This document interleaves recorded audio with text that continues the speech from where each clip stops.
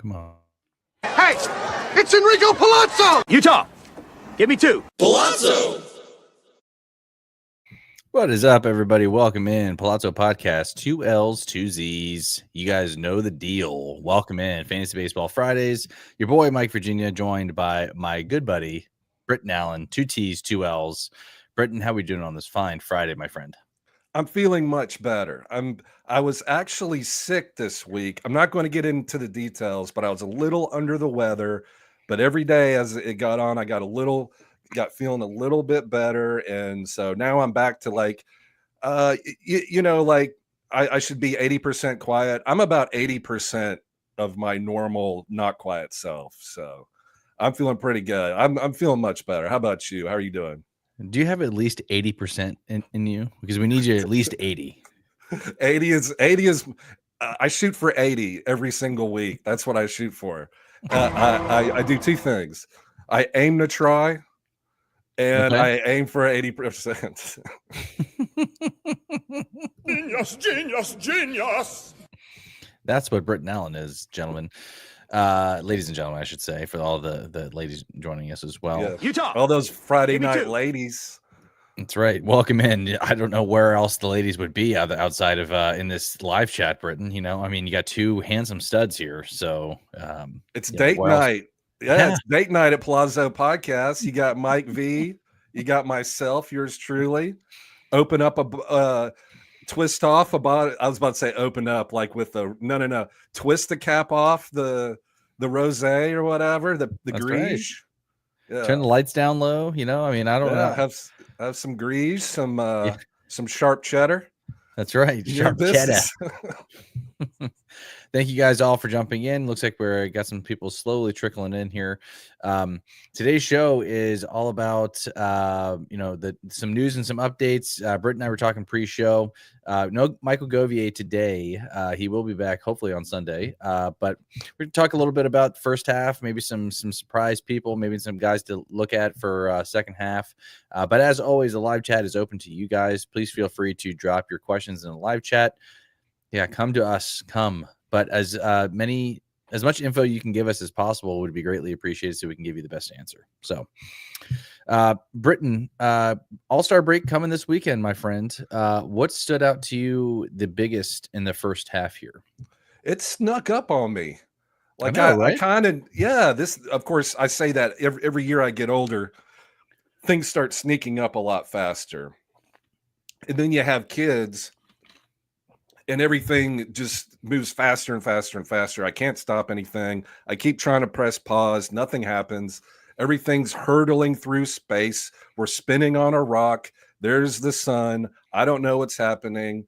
I'm drinking Nupresso at 6:00 Central on a Friday night. Things have gone haywire. Cats and dogs living together. No, but yeah, this snuck up on me fast. It's been a great first half. I've gotten lucky with some players. And one in particular, now in most leagues, you draft 1 catcher. If you play NFBC, you draft 2 catchers. And in most leagues, you either drafted Cal Raleigh give me 2. or you didn't. And if you didn't, you're at a big disadvantage to the team that drafted Cal Raleigh. So that's 1 team out of 12 or 10 or whatever. Yep. But if somehow you just waited and decided, you know what, I'll take a shot at Tyler Soderstrom later in your draft, catcher eligible, first base and outfield for the Athletics. He's had a bust-out breakout season. Not Cal Raleigh-esque, of course not, because literally the Cal Raleigh breakout is, I don't know, Mike Piazza or Buster Posey. I mean, it's one of like 5 of the best catcher starts in the history of baseball.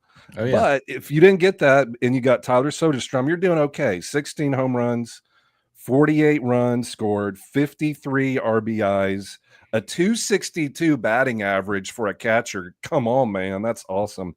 And 5 stolen bases. So we're talking about, a late flyer on a catcher, and you're looking at over 30 home runs, over 100 runs, over 100 RBIs with a good average and 10 stolen bases. That's amazing. So I think Tyler Soderstrom is one of the the best breakout sneaky players that is catcher eligible. I would have to say he's one of the MVPs of the first half. What do you think, Mike V? I agree with that. I don't have any Tyler Soderstrom, but one guy I'm going to throw into that mix since we're talking catchers, you got to throw in Hunter Goodman. I mean, I don't think Great anybody call. was drafting this guy, and has been kind of slowing down a little bit. I think the hamstring tightness, the All-Star break could not come at a better time for a guy like Hunter Goodman, not playing as consistent as he has been. Looks like he's sitting out every second game, or every third game, I should say. So they're being careful with him. He's on a roll, Britton. 17 home runs, 52 RBIs, hitting 280 from the catcher spot, and is also outfield eligible, which is great. So he has outfield eligibility, and he's been valuable there as well, playing in the lovely Coors, because as everyone knows, this is a Rockies podcast through and through. So Coors. Are we still though? So have you taken your Brenton Doyle love and out the window and wipe gone. that out? Swipe right or swipe left, whichever one you do. Yeah. And now you're on Hunter Goodman, and you're like, click, click, click. I'm hammering the heart button on there. Absolutely. The heart. Yeah. Sliding into those Hunter Goodman DMs. Here I've been sliding, baby. That's right. Yeah. He's been pretty good. I mean, I don't know if he can keep it up in the second half. We'll definitely see him. Who knows if he sticks with the Rockies? It sounds like he's off limits according to Colorado, but the right price, Britton. Everyone's got a price, and you never know. Hunter Goodman might be on the move come the trade deadline. But is he the Rockies All-Star? I don't even know. I think he's got to so. be. He's got to be, right? If somebody in the chat knows, let me know. I can't think of any other player that on the Rockies that would be it. But I want to, and also too, like, are you into the home run derby? Like, do you give an S about any of that stuff? I'm so glad you brought that up, because no, I not anymore. I was back when they did the 10 out thing. I personally liked it better that way. I know what they're doing this time around to keep it a little bit more engaged, the non-baseball fan, and actually making it a little bit more entertaining with a time limit and things like that. Nothing made me happier than watching. I don't know if you ever watched the Josh Hamilton home run derby. I missed that one. I know what you're talking about. God. Yeah. I mean, the dude was it was unbelievable when they actually got to take their time. Had 10 outs and that's it. And watching guys like Bobby Abreu at one point, he went nuts. Sammy Sosa, Ken Griffey, like that was the home run derby for me. We had this huge setup at my house every year. And now that has completely gone by the wayside. So I am the old man, get off my lawn type thing. But now I haven't watched the home run derby now, probably when they had the All-Star game in Washington. That was the last time I watched it. Ever since then, I haven't watched 1 second of it. So I enjoy it because they set it up competition style, and you move on, and I like that. I like that fine. But of course, now being a selfish fantasy player, I drafted Jazz Chisholm in a lot of leagues, and I see on the news Jazz Chisholm has agreed to be, and I'm like, no, like literally a month ago you took a swing and grabbed your side. I'm like somebody in the Yankees needs to step in here and say, look, whatever they're going to pay you to be in there, here's our check. Here's the check. You chill for the weekend. Go to the, Bermuda. I think he's from the Bahamas. I could be wrong. He's like just anywhere, but taking hard swings on a, BP, for no good reason, essentially. Yep. But the thing with it is too, is that if you guys didn't know, Brandon Lau is now on the IL because of that, with side tightness. And Britton, you guessed it, buddy. You know what it is. Ribs. It's not the intercostal. It's not the intercostal. It's the oblique this time. Yeah, it is. It's always the oblique. Yeah. So it looks like he was taking some ground balls. They do expect him to be back the first game after the All-Star break, which is good. But they wanted Curtis Mead's bat for the rest of the weekend between Friday and Sunday. So, but Jazz Chisholm's can be right in that boat as well with side tightness, and taking home run derby swings, probably not the best for him. So I agree with that 100%. I do have him in a dynasty leagues, and I'm actually doing really well after finishing in dead last year. I'm in third. So I've really built up my team for this year to win now. So I need Jazz for the push. So I'm hoping that maybe he just lays down 10 bunts and then gets out of there. So You hope he gets eliminated the first round. yeah, That's what I hate to say it. That's my hope, because I really don't need him swinging 500 times yeah, and to win a trophy that says you've won a home run showcase. Sweet. yeah, I don't absolutely. right. So yeah, I'm not super excited about that, but and I'm not sure, and I'm going to be 100% honest, Yeah, as I usually am. I always like it when I people hope. say, "Look, I'm going to be honest," like, as Please opposed to do. what? Yeah, Like, you're normally not honest? Like, right. you're already qualifying, you're normally not honest. All right, I'm but, guilty of that. I don't think I've ever watched more than maybe one inning of an All-Star game ever. I Oh, just really? don't care. I don't know. What do you do? I mean, do you watch the whole thing? Do you enjoy it? So here's the thing. Now that I'm older and have kids, no, I don't stay up for the whole thing, but I do like watching. See, this is the thing, dude. I'm such a purist and nostalgic guy. Like I miss the days when they all wore like the matching jerseys and like in the 90s, early 2000s. That was prime All-Star game for me. I actually really liked it, and I get it from both sides. Remember when they did the whole thing about whoever won got home field advantage in the World They Series? did that for a while, yeah, I remember. That was cool. And I don't think now that they need to have a representative from every team. Like, I don't think that's a rule anymore. But I also thought that was a cool wrinkle to have every team represented in the All-Star game. I think they try their best to do that regardless, but it's not like a thing anymore, which also sucks. So I'm very much a get off my lawn type guy with All-Star game and the way it's changed. But I do check out the first 2 or 3 innings and then I just go to bed. So because I have to get up early in the morning. There's no way I'm staying up till 10, 11 o'clock watching it. So Yeah, and I mean, it's good for fans and it's good television, and all the players that I assume get some bonus. oh So yeah, I do. it's all good. I just never cared about it all that much and still don't. Hey, do you want to do a quick home run derby bet? Let's take a look I love it. Let's do it. okay, so here are your choices. And of course, I pulled out the most long drawn out thing. Okay. Ronald Acuna So Jr. he's no longer in there. Matt Olson's replacing him. Oh, I'm sorry. I Yeah. literally just Googled this, and I guess I didn't That's update it. breaking news, by the way. That's breaking news. Break. It just came out. There you go. All right. So Yeah. Matt Olson, Cal Raleigh. Let me know if the James Wood. That's sneaky. Speaking Yeah. of first half superstars, Stud. James Wood was awesome. Mhm. Byron Buxton. Now there's a guy you don't want. There's a guy you don't want anywhere near that thing. Nope. O'Neal Cruz, the hardest hitter, believe it or not. Junior Caminero. Brent Rooker. He's got to be a huge underdog. Of course, Jazz. Is that it? I guess that's it. I think so. Far. All right. So you pick two, and I'll let you pick one, and then I'll pick one, and then you pick, and I'll pick the last one. All right. My first pick in this draft for the home run derby, I'm going to go Junior Caminero. Ooh. Has openly said he has the high. I think he has the best juice on the books right now. If you were to select Junior Caminero, I think he's the last person that Vegas thinks is going to win it. So you got some pretty good odds. I think he's plus. I can't remember what it was. Something crazy. Last time I checked.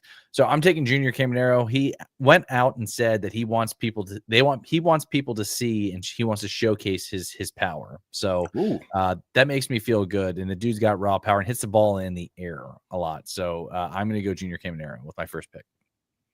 All right, I'm going to take Brent Rooker for the Athletics. I knew you would, buddy. Because I saved him for you. Yeah, because I think he's like the one of the older guy. Like O'Neal Cruz, I think he might start getting frustrated if like his first 5 doesn't go out or something like that. Over swinging. I think Brent Rooker is going to go in there very workmanlike, kind of like a Pete Olson, and go in there and just all business. Now, does he have the same talent as a Cruz and Wood? And no. But I think he's got the best shot of actually lasting the longest. All right, so you took. Hold on, I got to write this down. Where's the bet book? Do we have that? We do. It's around here somewhere, but I'll dig it up. But All right, so you took Caminero. I'm taking Rooker. Who's your next pick? I'm going to go Matt Olson. I think I take guys who hit the ball in the air. O'Neal Cruz maybe I'm tilting my bet here a little bit. O'Neal Cruz, James Wood, those guys are all like really good line drive hitters. Not saying that they don't have power. I just like the mammoth shots that Olson hits. I'm going to go him. Good pick. I like that veteran slant on that with big power. Just come in there and gank it. I'll take O'Neal Cruz just because if he does get on a roll, he's going to be hard to beat. So I'll take O'Neal Cruz. So you've got Junior Caminero, Matt Olson, and I've got Rooker and O'Neal Cruz, and it'll probably be Jazz Chisholm. And then on the last swing of the last round, he's going to grab his side, and he's never going to play baseball again. Great. Don't do that. Yeah. Great.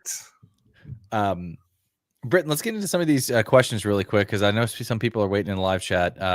Anthony Sharkus says Colt Keith has arrived. I want to get your take on this, and the reason why I brought this up, I love Colt Keith. I think he's NASCAR great. driver. Oh, yeah. Sorry. Go ahead. A little preview. Everyone's sticking around for that. I like Colt Keith. He's very Wilyer Abreu for me. Would you be surprised to know that he sits almost against all lefties? Colt Keith does not play against left-handed pitching. How do owners, in your opinion, approach guys like Wilyer Abreu and Colt Keith, noting that you're not going to have them in the lineup against lefties? I assume these guys are probably somebody you can stash on your bench and use when they're in the lineup. But interested to hear your take or your thoughts on this. Yeah, he's been super hot lately. Multi-hit in his past 3 games, multi-hits every single game, 2 home runs. So he's super hot. Yeah, you're exactly right. If it's a daily moves league, it doesn't matter. You when the little green mark's next to his name, you put him in and it's all good. If it's not, you hold him back. But I know that kind of oversimplifies it. But if it's a weekly lock league, then you just got to do your homework right, and you got to see lefty righty matchups. But luckily, most of those big sites like ESPN or RotoWire or whatever, they have those free articles. You can go check it out. But you always want to get hot hitters. Carpe diem, as we always say. Is Colt Keith going to have multi-hit games for the rest of his season? No. In a month from now, he's going to be cold as ice. But it was cold as ice. You make me sacrifice. I don't know the rest of that song. Anyway, but so yes, grab him now, play him as much as you can, and in 3 weeks there's going to be somebody else. So carpe diem, 100%. Keep grinding, because there are some teams. I don't know about you, Mike V. I know you're a big fantasy football player, very good at the fantasy football. And I've in my Twitter or X feed, whatever, I've noticed RotoWire and those other things coming out with their sleeper articles. You know about the sleepers. And must have. I love the must have in all caps. Must have. Or must own. But I don't know if you've noticed this too. Like, and I follow people, as many analysts, that do baseball and football.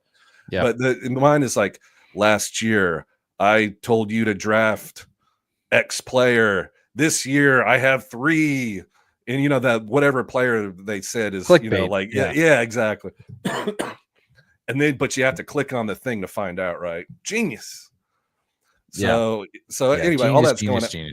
Yeah, so people are going to start checking out. So yeah, I'm all for getting the hot players like Colt Keith.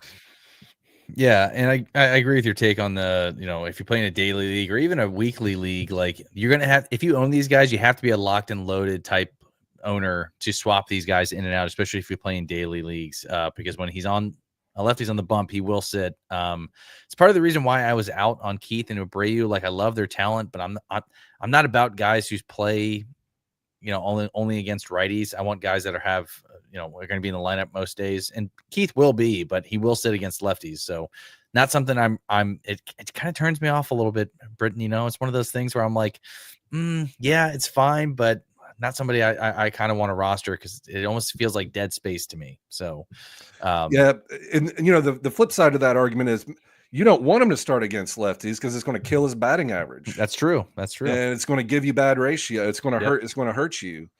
Of course, and then the flip side of that flip side. So are we back on the right side? I don't exactly know. Yeah. But it's like the shell game. We flipped so many times, I don't know which side we're on anymore. But it's like at the end of the day, plate appearances. Yeah. So plate appearances win your league. And if your hitters have the most plate appearances than all the other teams, chances are you're going to have more stats than all the other teams.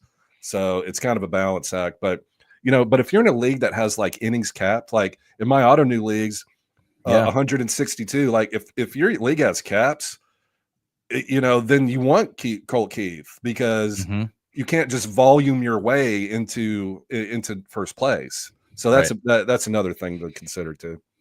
Yeah, absolutely. Totally agree with that.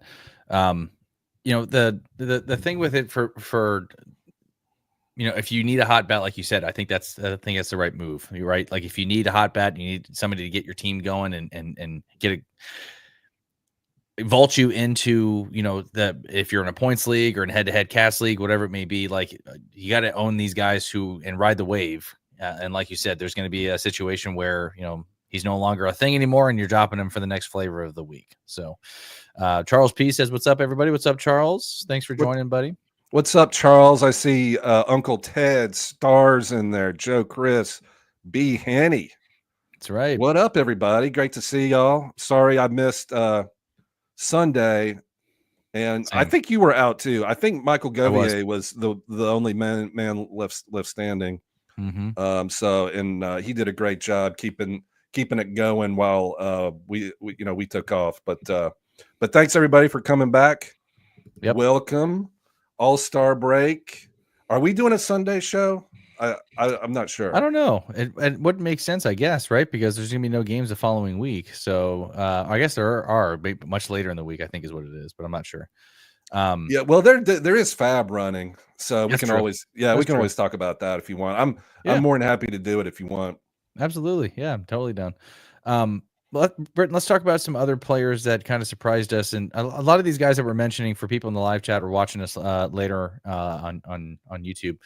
We realize that a lot of these guys, like unless you're living under a rock, like Cal Raleigh and who's the guy that I mentioned? I already forgot. Pete Crow Armstrong. Pete Crow Armstrong has been phenomenal, right? 25. Would you say those already. Are the two biggest splashes? Cal Raleigh, not out of nowhere, but I mean, he hit 30 home runs last year. He's hit over 30 home runs in the first half. Like that's unbelievable. And then Pete Crow Armstrong, you remember during draft season, people were like, but his plate discipline. And this is like my old man. His plate discipline is terrible. He bats ninth. Like, whatever, man. He's shutting everybody up, and he's great. Whatever, man. Watch him play. They love him. They love him in Chicago. He's the new face of the team. I love Pete Crow Armstrong. I have one share of him in my home league, Britton. And same thing. I got a lot of shit from my league mates, like, oh, bad pick. This guy sucks. His plate discipline sucks. He's not going to be in the higher in the lineup. Remember in the beginning of the season, Britton, he was hitting seventh or like the lower third of the lineup. So like people were blown about that. When after they drafted him, be like, I drafted this guy and he hits in the lower third, like his value is kind of crap, but he's been now hitting cleanup and not looking back. He has a real chance to go 30-30 for real, but also could go 40-40 in his first real big shot at the season. Somebody asked me this, Britton, where do you draft him next year if he goes 40-40? Is he a top 12 player?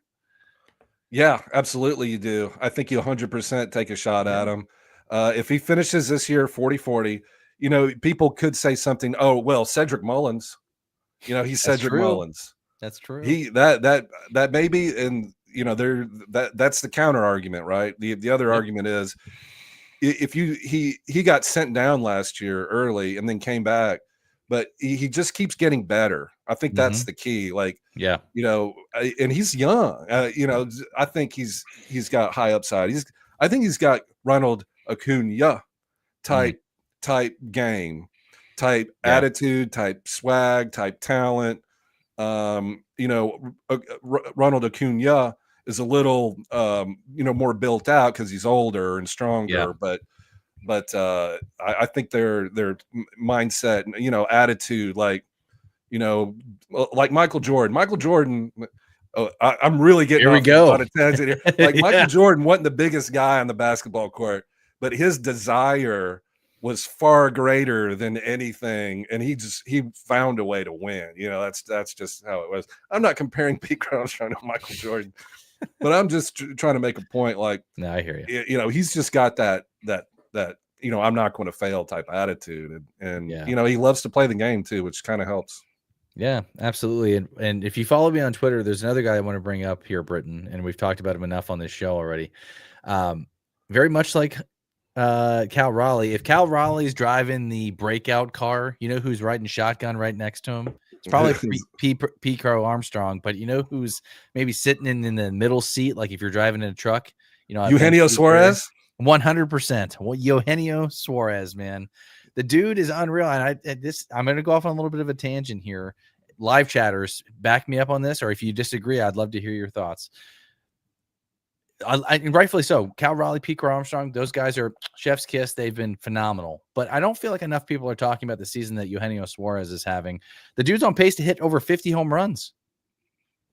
That's crazy to me. And this is a guy that was the 15th, not the number 5 catcher off the board. Literally doubled Cal Raleigh's ADP. That's where people were taking Eugenio Suarez. And I went back and looked at the pre-season shows. We talked about Eugenio Suarez and Cal Raleigh before the season even started. And I said, Cal Raleigh was the Eugenio Suarez of catchers because you know what you were getting. They were locks of 30 home runs, 100 RBIs. Eugenio Suarez has been one of the most consistent players in that regard in terms of what you're getting along with Cal Raleigh. So it's cool to see them both play so well this season. And I know that catcher is a much harder position to draft. Like you said earlier in the show, if you have Cal Raleigh, you have a huge leg up on everybody else in terms of that position. Third base, obviously a little deeper, but Star's talking about it here. They don't talk about Suarez because he's streaky. Well, I mean, he has streaky in terms of hitting dongs. That's what he's been doing. That he's been literally since the beginning of the season. He's been equally as good. So it's crazy to me that people aren't talking about him enough. He finished last season strong too, I believe. Yeah. So it's kind of a continuation. He's a second half player. Somebody brought that up on Twitter. He's a second half player, and look how he's already got 30 home runs out the All-Star break. He's also hitting in the perfect spot in Arizona. That dry air, man, ball will fly. Excuse me. Yeah. So perfect spot, perfect player. Yeah. Eugenio Suarez, I don't think is going to slow down any. I think he's going to keep on trucking. Yeah, it's been fun. I have him in all of my Yahoo leagues. I think all of them but one, actually, now that I think about it. But we've talked enough about hitters, Britton. Is there any pitchers that have stood out to you in the first half of this year? Yeah, I've talked about David Peterson before the start of the season. He didn't get enough credit for what he did last year, starting pitcher for the New York Mets. He had a great season. His whip's a little high. Oh, yeah, truth. I get it. But his ERA was like under 3 last year. He strikes people out, batters out. He's good at it. Big, tall, strong lefty. But another thing too, he's a good ground ball hitter or pitcher. So even if he does walk, a batter or two more than he should, he's not necessarily going to get killed by a home run ball. But so David Peterson is another kind of starting pitcher that is just solid. And if you look at his game log, 6 innings pitched consistently, just keeps going. It kind of reminds me like Brian Wu. And I don't know if you watched his start last night with the Yankees, man. He was cruising past 7 innings. And then, of course, just like it always happens, and I know this because I had started Wu in a couple of leagues, but as it always happens, that 7 innings of perfectly pitched, game, everything just turned around like that with a little bloop here and something there, and next thing you know, he's got 3 earned runs tacked onto him, and you're just like, oh no. And Andres Munoz gave it up in the 9th too, which is kind of shocking because he's been pretty lights out this year. So yeah, he's been one. I would say, since we're talking about first half surprise, it's got to be Andre Munoz, who some people rightfully picked as going to be one of the league leaders in saves, and it's turned out that he was. Now, he blew the save last night, which I remember they put up a little thing on there. That's his 6th blown save for the season. I don't know if that's a lot or not. It seems kind of high, but that's a lot. But, yeah, I was like, and then later they talked about maybe he was tipping his pitches or something. I don't know. Yeah, I did see that. But it's been a lot. But dude, look, they played a lot of games, so I think everybody needs a break, especially him. But but if you passed on Clase and Hader, well, Hader's been good, but you know what I mean. And if you picked some high end hitter or pitcher and waited on Munoz, you got your value times 10. Totally agree. And I've said that's kind of my draft strategy too. I yanged a little when I usually yang here, Britton. I did take, closer early in a couple drafts. I usually wait on closers. And when I say wait, I'm not drafting like, past the 15th closer off the board. I'm usually not a guy that's going to draft Clase or Hader or the top 3 closers off the board. I usually don't do that because exactly what we're talking about right now, right? Like, if you pick the 6th, 7th, 8th, 9th, 10th closer off the board, like there's a couple leagues, Britton. I drafted Carlos Estevez. The dude's got 20-something saves. I drafted Aroldis Chapman. There was talks about him or Hendricks. He's been one of the equally as good as Andres Munoz has been. It's one of those things where I feel like every year that surfaces, and not to say that Clase and Hader haven't been good. Hader's been lights out. He's been the best closer in baseball, but I'm just not willing to pay the draft price on draft day. So I always usually wait towards the latter half of that top 10 and to start addressing closer. And I'd rather take a starting pitcher or a bat, but love the call on Munoz.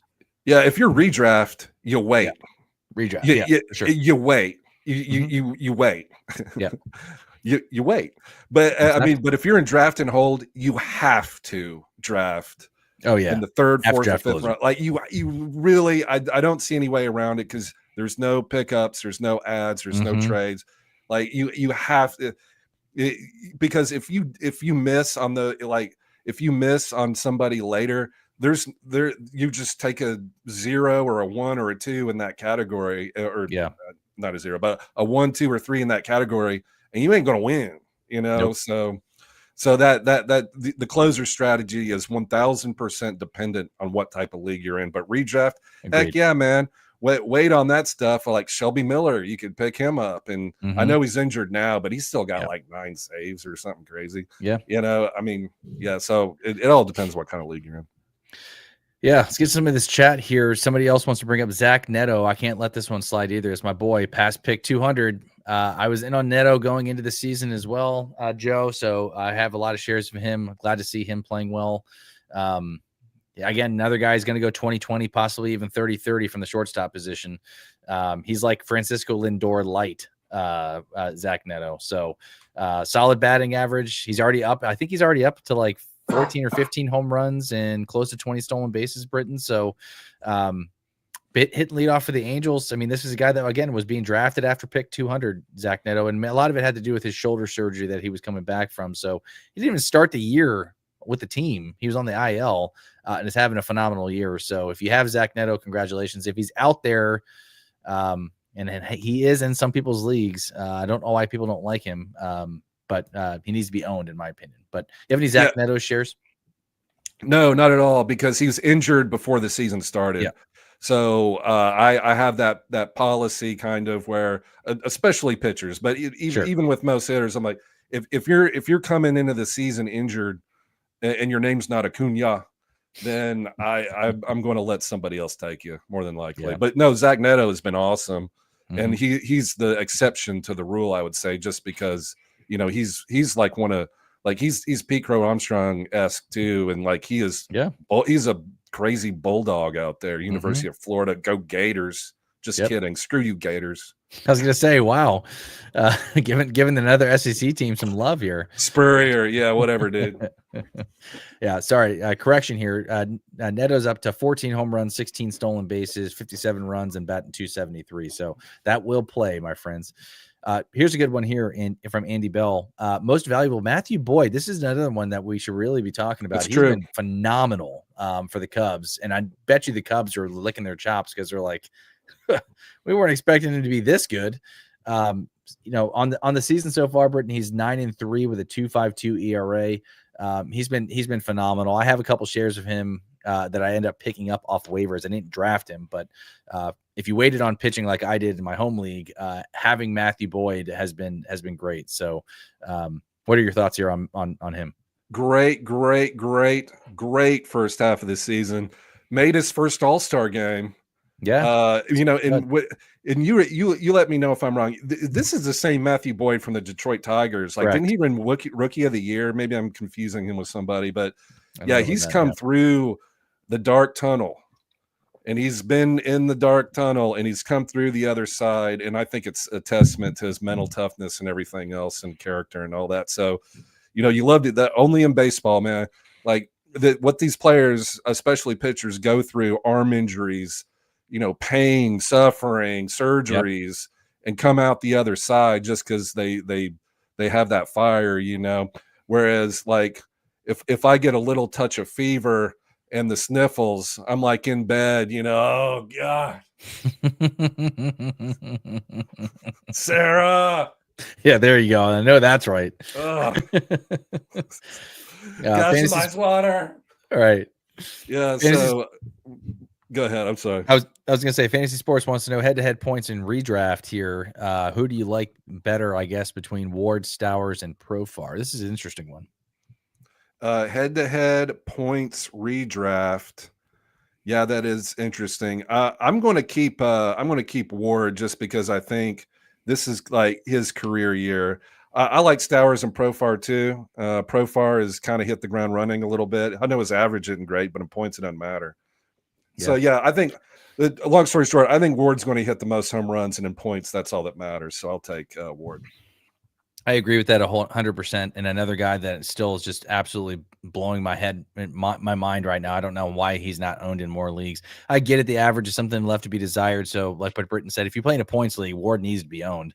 But even in Cats, he was a sub 200 hitter. He's been on a roll. I think he's back up to 220, 230. I think he finishes 240, 250, somewhere in that range. And he's going to have a career year in home runs. He hit 24 last year. I think he's already up to 23 in the first half. So, or somewhere in the low 20s. So, that team hits home runs.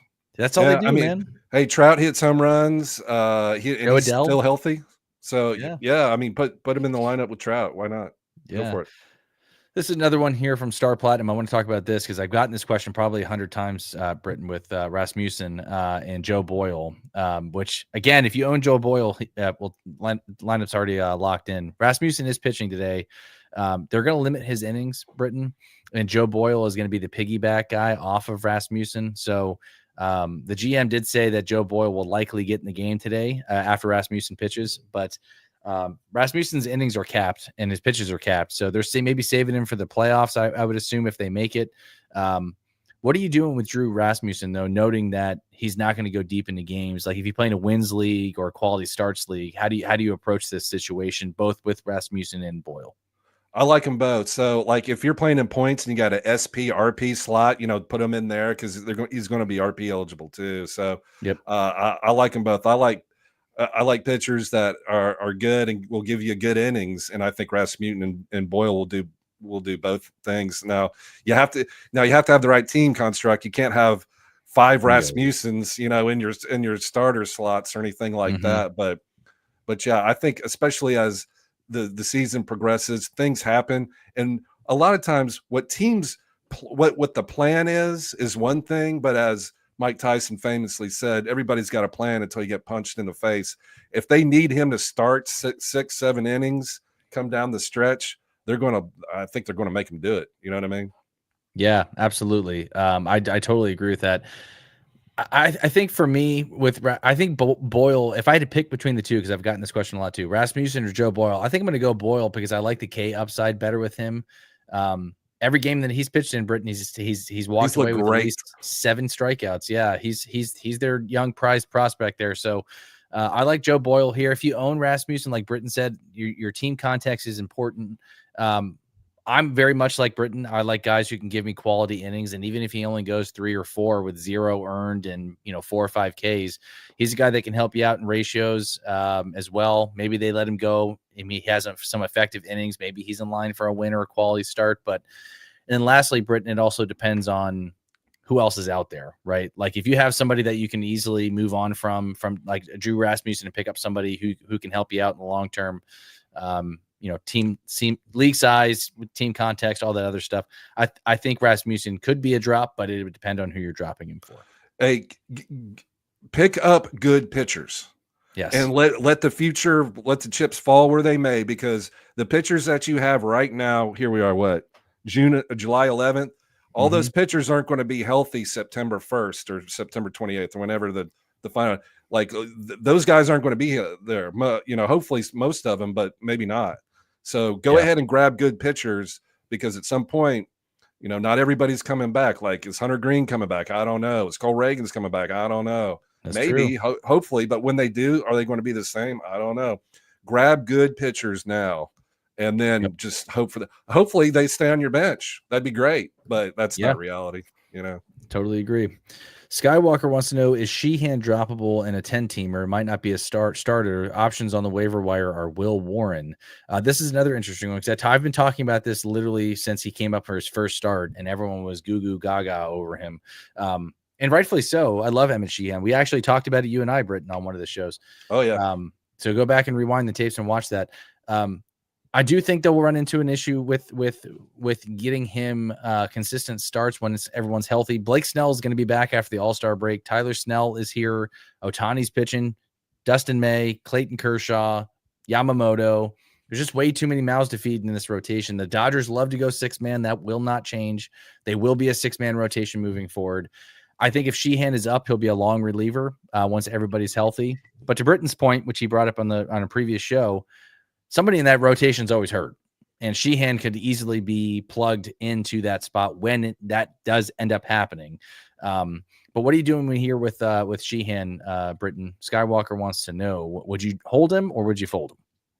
I try to hang on to him, obviously, but when I was watching Clayton Kershaw, when he got the 3,000 strikeout or whatever, in his press conference, that he was talking about, he's like, everybody gave me such encouragement. And the whole time he's grabbing his left arm, doing like this, Britton doesn't like to see that, folks. Look, I know he just went and he got his thing, but the whole time he's like, yeah, it was great.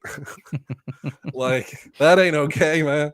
Nope. But the adrenaline's worn off, and guess what's barking? The right shoulder. I mean, left shoulder. Anyway, so I'm a huge disclaimer. I'm a huge Emmett Sheehan fan, so I'm trying to keep him everywhere I can.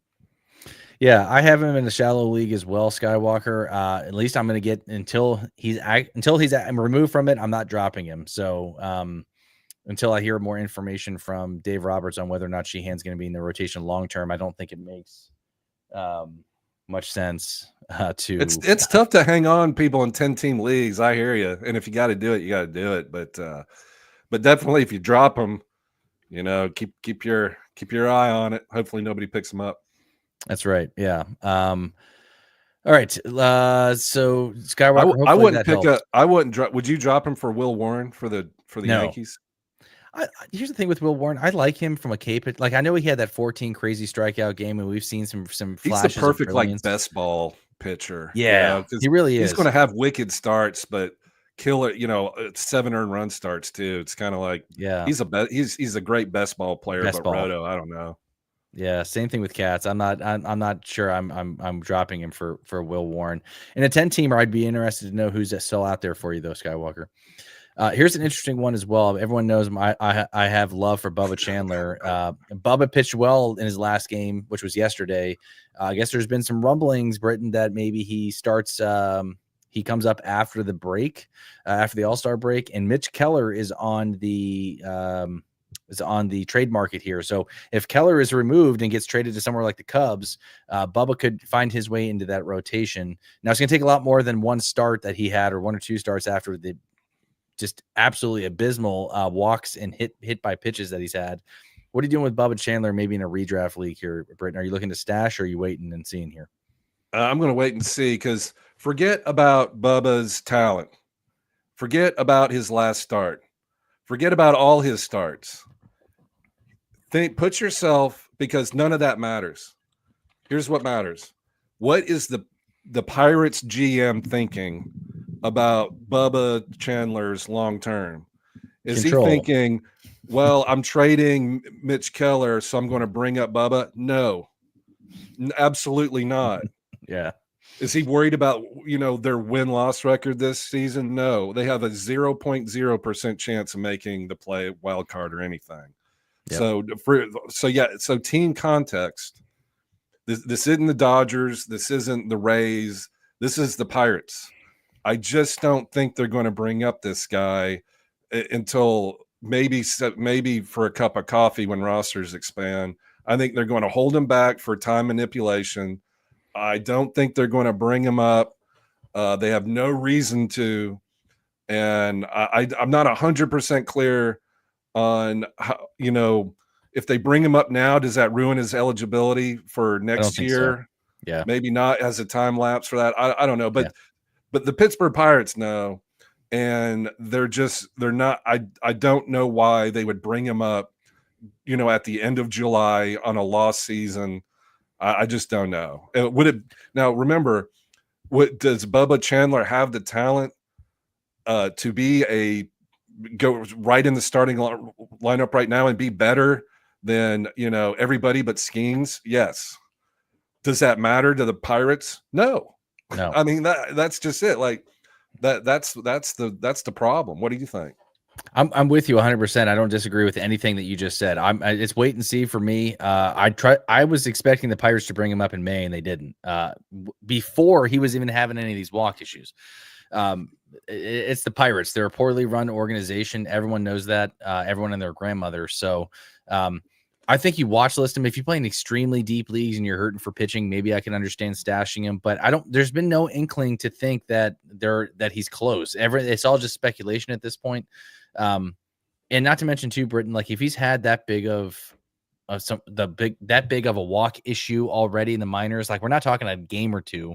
There was like huge stretch, like for a month, that he was just walking and hitting guys. So that might rear its ugly head again in the majors. I just don't know if this is the year for Bubba Chandler, Jordan, and everybody else watching.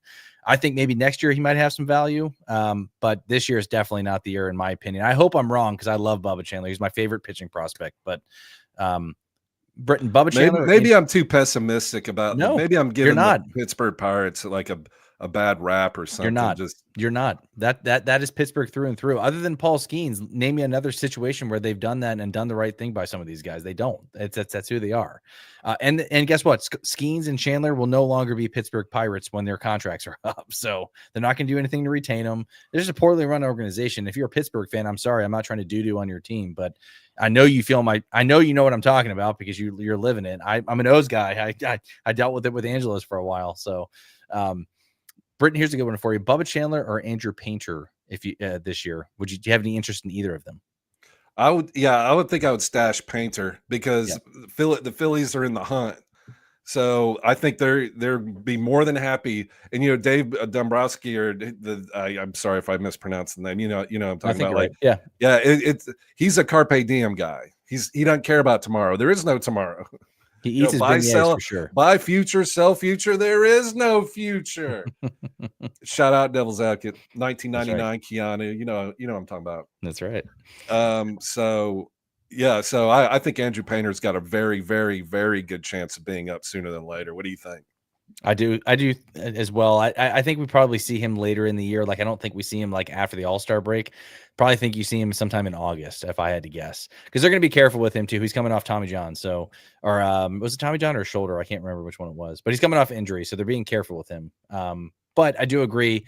If I had to pick and start all over again, like if I had to pick who the number one pitching prospect in baseball is currently as today, it's Andrew Painter. So I think I'd rather have him. And he plays on a winning team, like you already alluded to.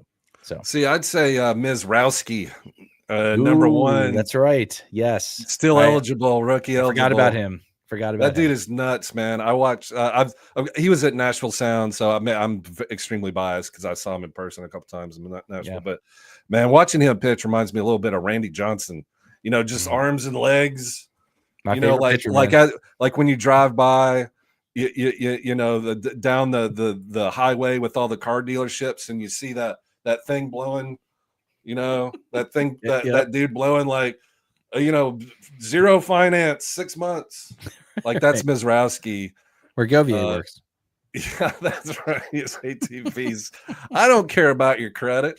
Right. I care about you. That's Mizrowski, man. He's all that stuff. I love watching him pitch was awesome. He beat the Dodgers the other day. It was great. Yeah. All right, I'm going to get through a couple of these really, really quick because I also want to get into some other things I wanted to talk about really quick, and we're coming up on time. Tommy Gunn says head-to-head points, redraft, Trout or Churio rest of the season. Who you got? Oh, that's a great question. Points. I might go Trout, and I love Jackson Churio, but if you don't care about stolen bases and you just want home run, yeah, I might say Trout. What do you think? I'm going Churio. I just don't trust Trout to get to stay healthy. That's the only reason why I'm picking. Yeah, that's the only reason why I'm picking Jackson Churio. If you told me guaranteed that Trout would stay healthy all season long, I'd go Trout. Here's a softball for you, Britton. Luzardo or Mizrowski? Hey, I'm rooting for Jesus Luzardo. Yeah. He started out hot, like in the Cy Young, so I wish him the best. But no, man. Watch Mizrowski pitch. It's awesome. It's Mizrowski for me too, Charles. Excuse me. Bless you. Thank you. Skywalker wants to know G-Rod, Shane McClanahan, Bieber can be good pickups, or he doesn't want to know. I guess he's telling everybody. But really quick, Britton, I know everyone, if you've been watching this show, you know how Britton feels about guys who are injured pitchers. All of these guys are currently on the IL, but will hopefully make their returns at some point during the season. Britton, are any of these guys on your radar? And if so, who is that? I'm kind of interested in Shane McClanahan coming back, and I know he's going to be eased in and all that, but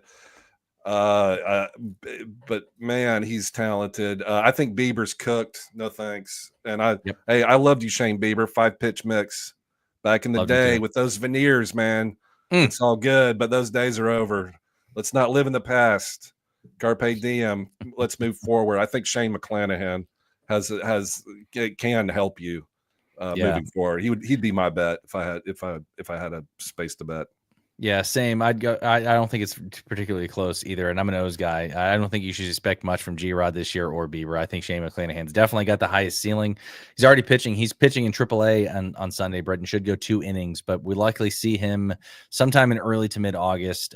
Could make a run there with the Rays, but we'll see. UE2K dropped Ward and Cags for Stowers and Otto Lopez. Both have cooled off immensely. Should I add Ward and Cags back? Newsflash here, Yui. Should have never dropped Ward to get go. You should have kept him. So I would drop maybe Otto Lopez. Had they been that cold? I don't think they've been that cold, have they? Well, remember, I would be adding Ward. Yeah, I think I know what happened because I'm not sure if you noticed, but the Miami Marlins went on a heater, They did. 16 straight wins. It was crazy, but no one cares about Miami, so I don't think a whole lot of people noticed. But they were ripping it up for a while, and Stowers hitting bombs, and Otto Lopez bats third every day for some reason. I still might have to get his tattoo on my stamp lower tramp. back. Yeah, who knows? We'll see. I've done crazier things. But I would pick up Ward for either Stowers or Lopez. I'll leave Cags out there. He's he's a great player, but you don't need to pick him up. I agree with Britton wholeheartedly. I think you add Ward immediately. UE2K. Do it. All right, real quick, Britton. I want to get into some other things here too. That you guys who have dropped questions, we'll try to get to them. I promise. Let's hear a second half. I'm going to put you on the spot here, Britton. Let's hear a second half prediction here. Any player, doesn't matter if they're hot, cold, or indifferent. What's one of your bold takes for the second half here for fantasy baseball? All right, so in one of my leagues, Ozzy Albies was dropped, and I wanted to pick him up because I'm a Ozzy Albies lover of his game, and it wasn't only a couple. It was like 2023 where he hit like over 30 home runs from a little 5'7", 170-pound dude from Curacao. You know how hard it is to get from Curacao to the Atlanta Braves. You don't want to know. It's real hard, but he did it. And so he's been an all-star. He's had success. He's still young. He's 28, I believe, maybe younger. So I saw him dropped, and I was like, I've got some problems on second base. Like Jacob Wilson is hurt. Like I've got some second base problems. Our boy Brandon Lau, and he may be back soon, maybe not. I don't know. But anyway, long story short, so I saw Ozzy Albies on the waiver wire, and I was like, so I put in waiver, and I'm going to pick him up. So in the meantime, I put him in StatCast, and I'm looking at his stats. It's awful. It's worse than I expected. His ex-WOBA, ex-BA, ex-slug, exit velo, barrel rate, it is literally the bottom of the barrel. It was shocking to me, because if you kind of just look at his stats, 7 home runs, seven stolen bases, that's not great. But if he pumps it up a little bit, he could sniff, I don't know, 15, 20, something. But I was like, well, the Braves will heat up. He'll heat up. Has to. I don't right? I don't think so. Bad. I don't. Yeah, he can't be this bad. Yeah, he can. Yeah. There is absolutely nothing in his metrics that sniff this is going to turn around. Nothing. It's not bad luck. He's either hurt or something's happened to him, and it started last year, and it's gone on this year. I hope he turns around. I actually have a Roto Wear T-shirt that says Ozzy Albeast. Albeast. Love that. So yeah, it's so Ozzy Albies is my second half. I don't think I left him on the waiver wire. I was like, I don't see anything there. So that's kind of my second half disappointment. Yeah. So since I did a disappointment, let me do a quick light at the end of the tunnel here. Masataka Yoshida for the Red Sox. He's only utility eligible right now, but he's batting third today. He was injured the entire first half of the season. He plays for the Red Sox. The Red Sox are on a roll. He's kind of interesting. I'm going to pick him up and at least see how it goes, because the Red Sox are going to play him. They paid him. They're going to play him. He's a lefty bat in Fenway Park. I think he could hit 280 and, maybe not a ton of home runs, but I think he offers some upside. And I think he's like the sneakiest sneakers is Masataka Yoshida for the Red Sox. Batting third behind Bregman tonight. What do you think? Crazy? No, I don't think it's crazy. I just don't know where he slots into that lineup, like with all these guys, right? Like, I think he will sit against some lefties. I know that they paid him, but he's kind of been like sunk cost at this point, because you got him, you got Rob Refsnyder, you got Wilyer Abreu, Roman Anthony, Marcelo Mayer. Like, there's a lot of guys in this lineup that need to play. And I don't know if Yoshida's a full-time starter. Now, if they deal Jarren Duran, then I think that opens a slot here for Yoshida. He's not going to play the outfield, but he will be in a DH spot, I think. And I think that opens playing time for him. But I think Duran would have to move on from that team, which apparently the Padres have been super aggressive at going after him.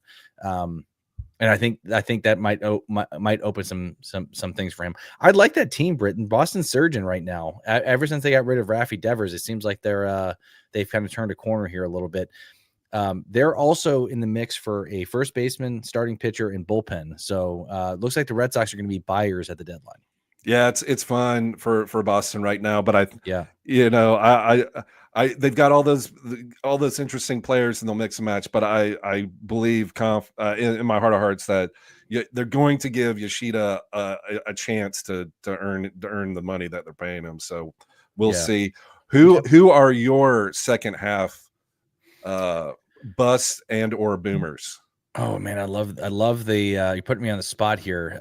Well, I'll start with the boomer, okay? And I don't think this is a secret for anybody, but I am in on Chandler Simpson going on an absolute tear for stolen bases. I know a lot of people were in and out on him coming back up because he doesn't really offer much in terms of power. He's like essentially Billy Hamilton 2.0. And I was one of those people, and I changed my mind on him. Britton, he's hitting like close to 400 since he's gotten back up in the majors. I mean, he's hitting like high 3 somethings. Yeah, he's hitting over 300. He's been great. Yeah, and he's got like 26 stolen bases. He is one of the fastest guys in baseball. It's between him and Ellie De La Cruz. I might even go Chandler Simpson. But this guy could literally win you your stolen base category. And I think he's going to have 50 plus steals if they let him play every day. He's that fast and that good. And he's a game changer.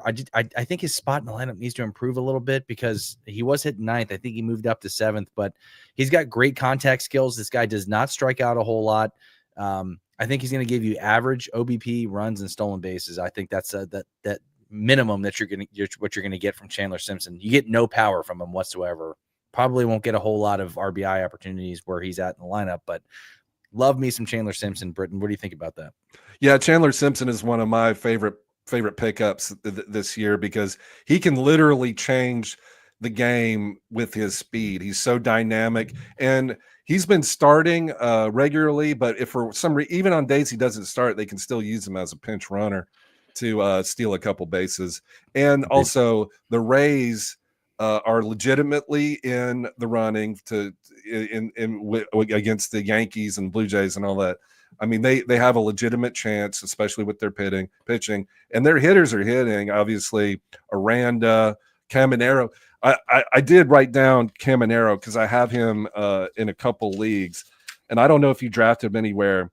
Not to hijack your Chandler Simpson thing, but just by the way, no. Junior Caminero, third baseman for the Rays, on pace to hit 46 home runs, 110 runs, 120 RBIs with a 250 average and 10 stolen bases.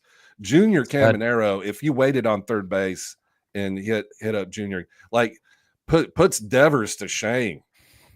Like, you wish Devers had Junior Caminero's line, but anyway, but we talked about this too. We love hitters in the Tampa Bay Rays where they're playing this all this summer long. So yeah, Chandler Simpson's great. He's just a game changer, you know. Yeah. I'm with you on Junior Caminero. I was a year too early on him. If you guys followed me last year, I was very, very much into Junior Caminero. And same thing, the Rays kind of did what the Pirates did. They waited till September to call his ass up. And I was out on his draft price this year just because I just wasn't willing to pay that without seeing a full season under his belt or even a handful of games really at the major league level. And boy, was I wrong. So I'm regretting it now. We saw it in the minors and we saw a small glimpse of him when he came up, but late in the season, but I wish I had one singular share because I have some serious FOMO, Britton. All right. My bust, here's a good one. My bust this year, Britton, Yordan Alvarez is going to be the biggest bust of 2025 because of his hand or his finger or whatever the hell is going on. He's still not swinging a bat. They gave him 2 injections. This is Kyle Tucker 2.0. The Astros have been terrible at managing this situation. I don't think that we see him until late August, early September, and then he's going to be ice cold, not going to provide much value, and everyone's going to be sitting on him. So that sucks for Astros fans and Yordan Alvarez owners alike. You're right. You're 100% right. It is Kyle Tucker all over again. Mm-hmm. They screwed up his shin injury, you know, and literally Yordan Alvarez, their best hitter, is out till who knows when because of how they screwed that up.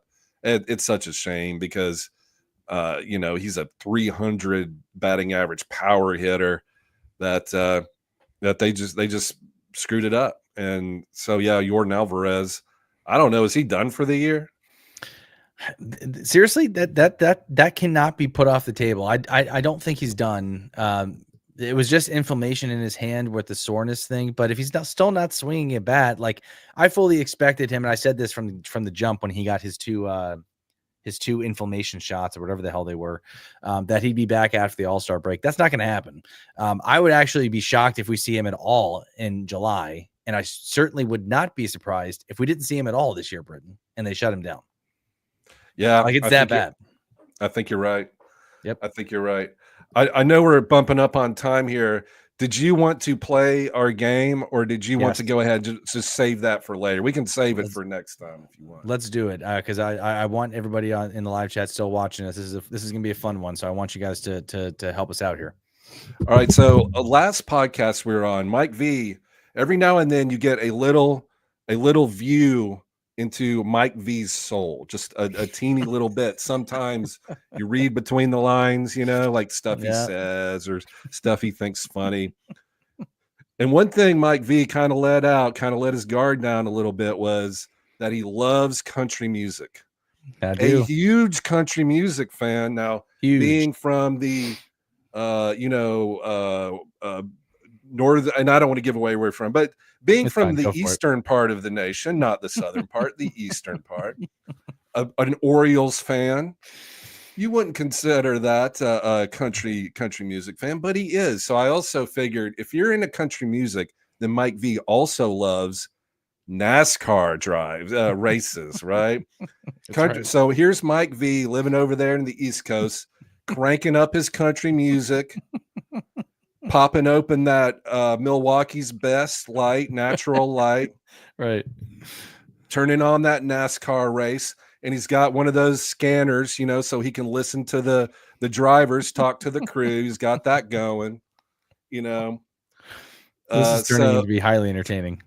So in honor of that, now I know nothing about NASCAR. I mean, I always wanted to go to a race like in Bristol, a night race. I've heard it's fun. For whatever reason, never did it. Yeah. But so I know nothing about NASCAR. I don't know.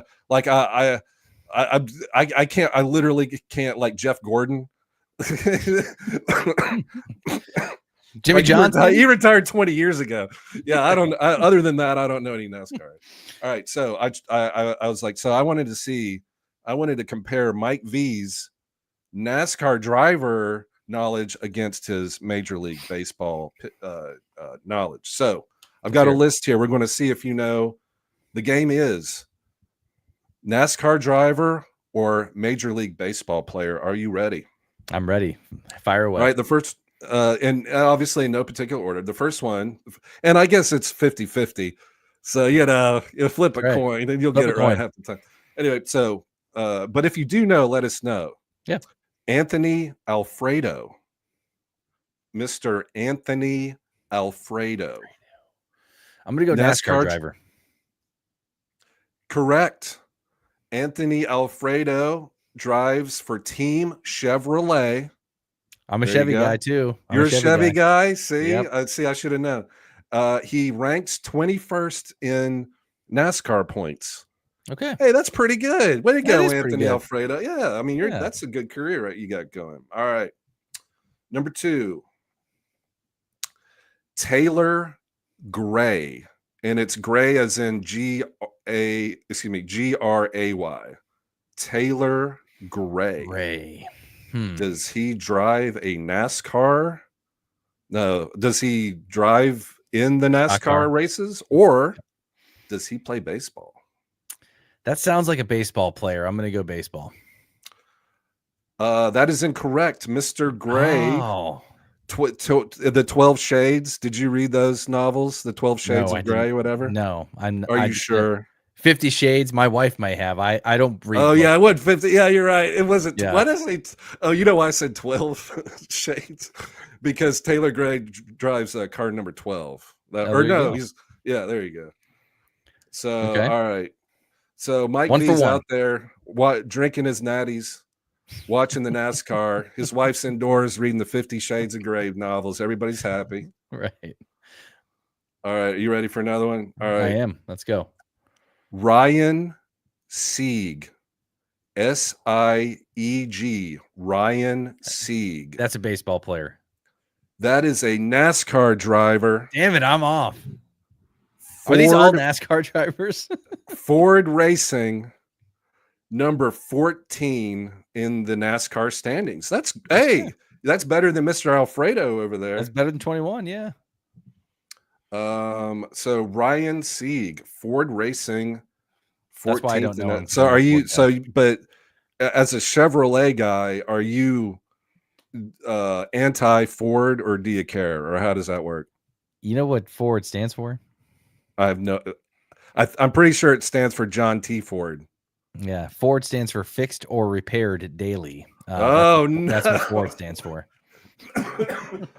Excuse me, that's some NASCAR smack talk. That's right. Never happened on this show before. All right, I've got one last name for you. This is all right. It better be a baseball player. It better be a baseball. All right, I'll find one. All right, Brian Hoeing. Brian Hoeing. Hoeing. Brian, and that's Brian with a Y. I don't know if that helps you with anything. No, Brian with a Y, Hoeing. That's got to be a baseball player. It's a baseball player. I wanted to do another NASCAR player just to do all NASCAR. You should have to mess with you. But honestly, I couldn't find one. But so yes, Brian Hoeing is a relief pitcher for the Padres. There you go. There you go. See, I try to pick players on the West Coast.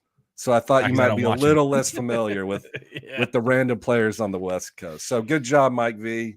You have proved that you don't know anything about NASCAR. I don't know shit about NASCAR. You want to know how NASCAR got its name, though? There's a little dad joke for you. Oh, is this the nice car? Damn it, you got it. Yeah, for everyone who doesn't know, two guys sitting on a front porch, nice car drives by, he says to his buddy, "Man, that's a nice car." So that's where it came from. Do you know what NASCAR stands for, Britton? A little trivia for you. I'm gonna. That's a great question. That's like, what does SCUBA stand for? No, or NASA. No, I have no idea what actual NASCAR stands for. Stands for the National Association for Stock Car Auto Racing. And I did just Google that. So if you saw my screen light up, I wanted to make sure I got that right. Yeah, that's like asking the kids these days, like, what does KFC stand for? I guarantee you no one under the age of like 25 knows what KFC stands for, you know? Which hurts my soul. It really does. Like, these kids. The Colonel. Man, get out and live, you know? All right. Thank you guys very much. That was fun, Britton. I appreciate you doing that. Thank you guys very much for joining in. Hopefully you learned something here. Join us on Sunday, 1 p.m. Eastern time. I'm going to go ahead and say we're going to do a Sunday show, Britton. Is that accurate? Yeah, I'll be there. All right, I'm in too. So there you go. Sunday, 1 p.m. Eastern. We'll see if Gove is up to joining us, but bring your questions. We'll get them answered. If we didn't answer your questions here, you can get in a live chat you can get in the Discord that we have available in the description of this video, as well as join us on Sunday at 1 p.m. Eastern. Follow myself at _Mike VA right here. Follow my good buddy Britton Allan over there. 2 T's, 2 L's. You can follow us on X. We'll get your question answered. Just hit us up. Thank you guys very much for joining. And Britton, it is Friday, my friend. It is Friday. And you know that we cannot end without the master and commander himself. Captain Jack Aubrey. Hit it, Jack. Right, lads. Now, I know there's not a faint heart among you. And I know you're as anxious as I am to get into close action. But we must bring him right up beside us before we spring this trap. That will test our nerve. And discipline will count just as much as courage. The Acheron is a tough nut to crack. More than twice our guns, more than twice our numbers. And they will sell their lives dearly. They mean to take us as a prize. And we are worth more to them undamaged. Their greed will be their downfall. England is under threat of invasion. And though we be on the far side of the world, this ship is our home. This ship is England. So it's every hand to his rope or gun. Quick's the word and sharp's the action. After all, surprise is on our side.